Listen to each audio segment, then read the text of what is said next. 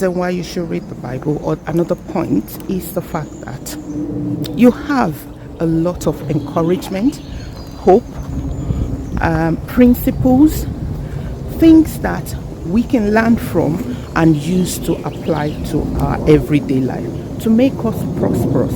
Right, letters that have been written to address particular situation or pain points. We have in the book of Psalms range of experiences of people talking about God, talking about their situations, and a lot of those things gives us hope, because sometimes you may find that in this life you're going through a situation where you think, oh, I don't know what to do about this. I guarantee you that in those situations, if you turn to the scriptures, you will find that somebody most likely have gone through what you are experiencing, and as a result of that, you can see hope. You can see how they navigated through that situation, and this will give you hope, it gives you encouragement, and it's a win-win situation.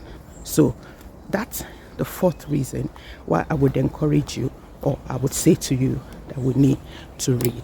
If you're somebody that maybe have never really read the Bible, or you're not committed to doing so, can you give me which of the points I've said you think most resonate with you and will give you a reason for reading the Bible? So if you have found this video useful, please give it a thumbs up and subscribe to the channel. Also turn on your notification button so you can receive an alert when a new video is being made. So thank you for watching, and if you want to see more content about our lifestyle, or I am making series on the life of Job, on the book of Job, I'll put a link to that here, and I hope to see you next time. Bye.